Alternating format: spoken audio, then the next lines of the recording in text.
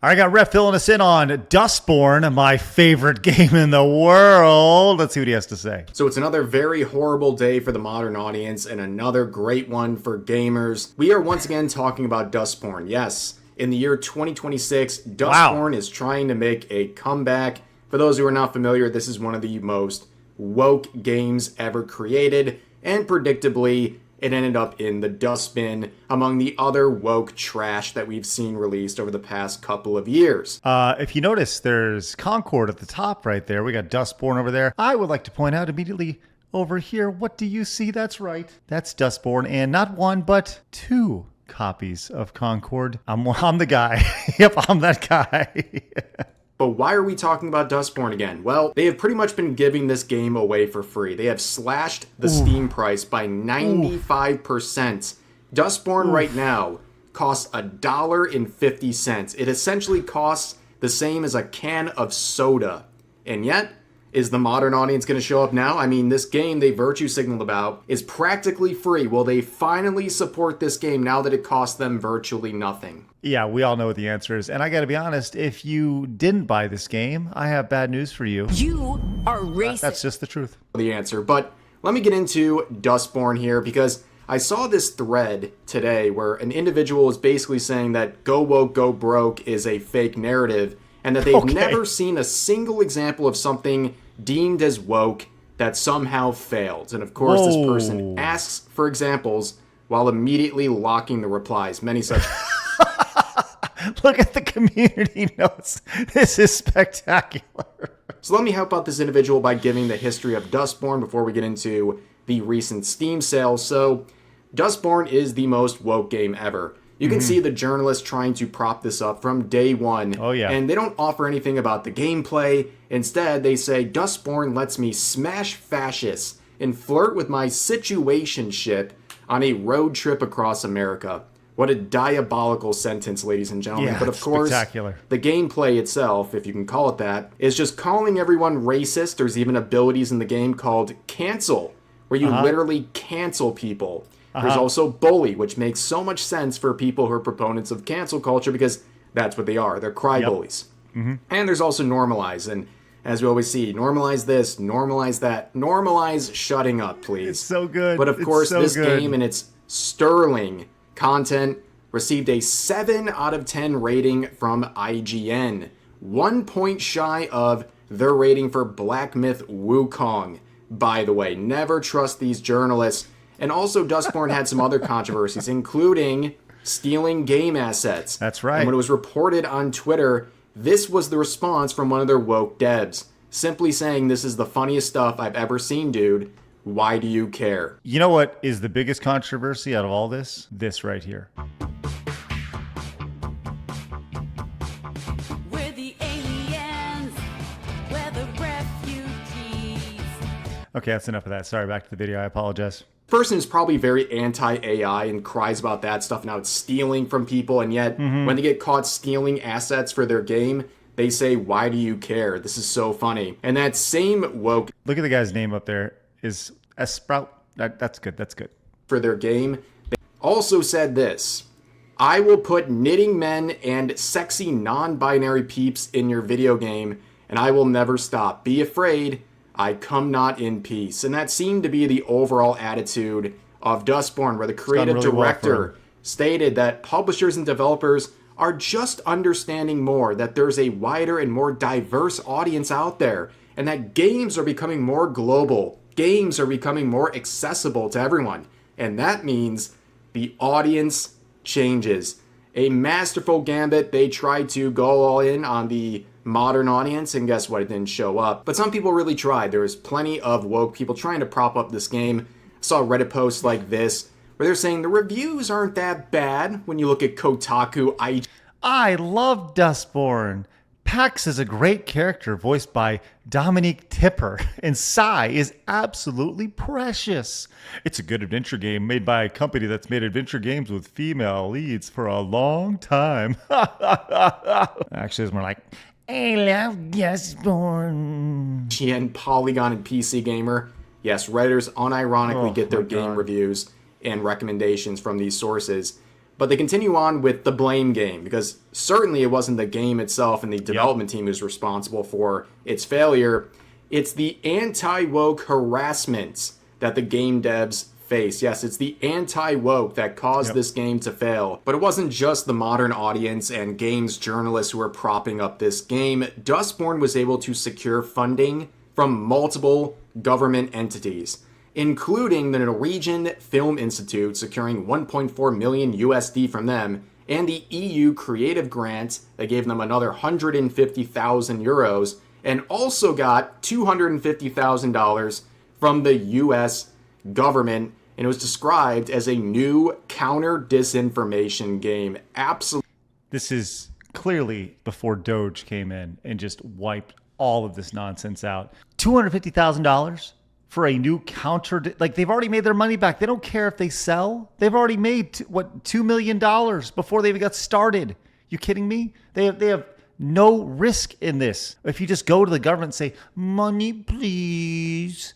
Unreal. We're going to look at the total people who are actually playing this game, and we're going to see how much disinformation they've actually stopped. Well, how did their investment go? Not so great. The estimated gross revenue for Dustborn was $200,000, with the net revenue around somewhere in the $60,000 range. That's awesome. That's right. They had an entire development team working for years on this, alongside grants from multiple governments, and all they produced was around 60,000 net revenue. And of course, we know the numbers, okay? That's why the revenue's so bad. It peaked around 80 concurrent players, despite having the entire industry and their sycophants propping up this game. Nobody actually showed up, and that's exactly what the modern audience does. And speaking of no one showing up, I pointed this out back in 2020. I forgot all about this. I forgot about this guy, and literally nobody was at their booth. This is at Tokyo Game Show. Oh my gosh, Rev's doing a great job here. As a part of their promotional events for Dustborn, they set up a booth at Tokyo Game Show 2024, and they actually had fewer visitors than their concurrent player count, which was an unbelievably sad achievement. I didn't think that was possible, but of course, actions have consequences. And no matter how many sterling reviews you get from games journalists, at the end of the day, you have to actually make revenue.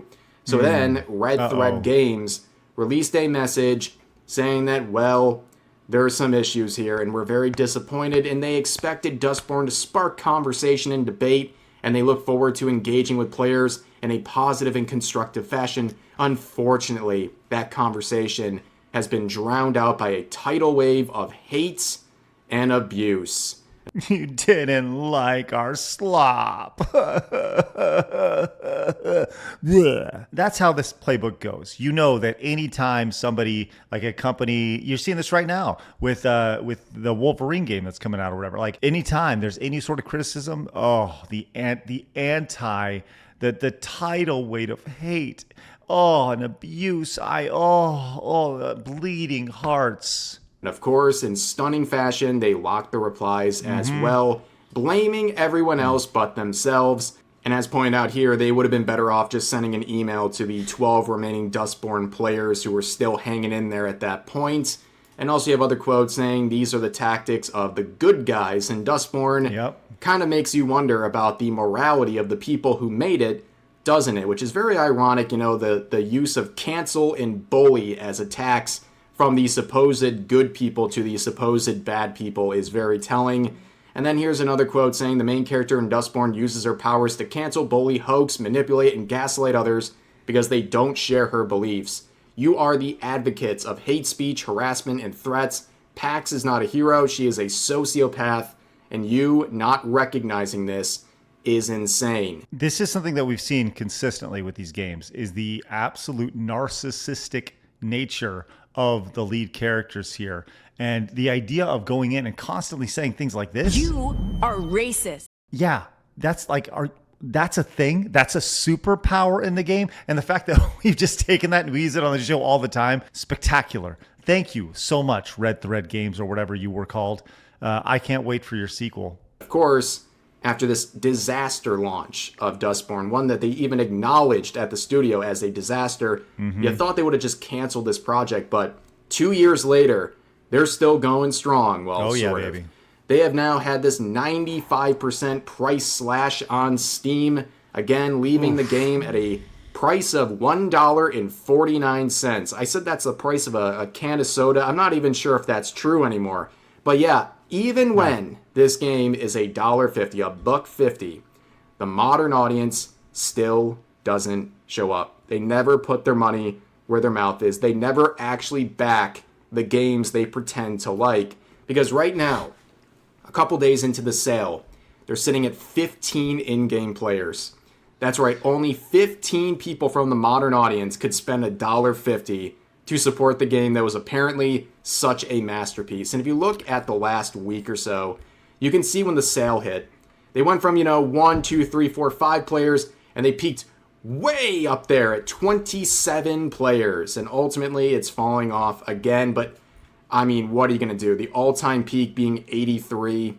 At least they got to 26 in this resurgence, this renaissance for the game. And you can see some of the reactions to... I'm sorry, Rev. Allow me to interrupt you. We are now at 23 players, literally right now as I'm recording this video.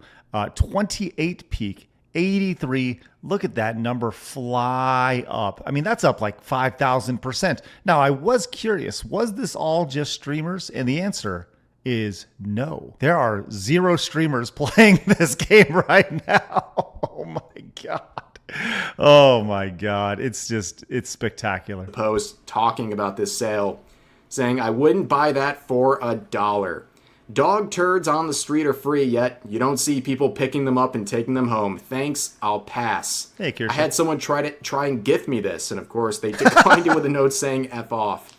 I have neither bought it nor played it, and yet I still want a refund. Valid. The perfect gift to give someone you hate, but even as a gag gift, it's not worth $1. They ought to be giving me financial compensation for even looking at their cancer. No thank you, it's only $1.50. I do not want it. So what's the award for? Runner-up for the crappiest game of the year. Oh yeah, they're winning awards. Of course they are. All of these games are award winners. Don't you notice that, ladies and gentlemen? All this crap we see, all this slop, they always win awards. Crazy. What a commentary on the industry right now and all these sycophants and the agenda pushers inside of it. But ultimately, Dustborn is one of the greatest examples, near Concordian levels of go woke, go broke, and they deserve it. And as I've said before, if they marketed this game as a parody, I genuinely believe it would have sold a lot more copies because people would have thought this was a commentary on wokeness. I 1,000% agree. Instead, they took themselves way too seriously. They tried to make their political stance, and this is exactly what they got. But if somebody released this and called it like Born to Dust, they made the exact same game and said like the woke will win, like with a tagline like that, yeah, it would totally sell gangbusters. It'd be funny. That's the thing. It's not funny. It's not funny at all. Here it is on Steam right now. Recent reviews mixed. Overall reviews mostly positive here. You can see they literally just trying to give it away. And to put that in perspective, Steam takes at least 30% of that. So they're generating $1.10 from each sale right here. I mean, they're hoping for that number just to fly up, and it's obviously not doing enough right here. Spectacular stuff. Let's see if Reb has anything else. Cancel culture, and it would have been ironic, and it would have been funny, but that was not their intent. They were dead serious when they made this game, and yeah, turns out nobody wants that. But anyways, that's going to do for this video. If you enjoyed, please consider giving the video a like, consider subscribing, and turning on notifications for daily uploads. Definitely. All right, I'll put a link down to Rev's channel down below, and of course the video I just reacted to. Like I said, I want to be clear. I did not buy that copy of Dustborn. That was given to me as a gag. I encourage you not to gift me this on Steam. Do not give them any money. I do not want your gifts on Steam. I will do the exact same thing as that person did right there.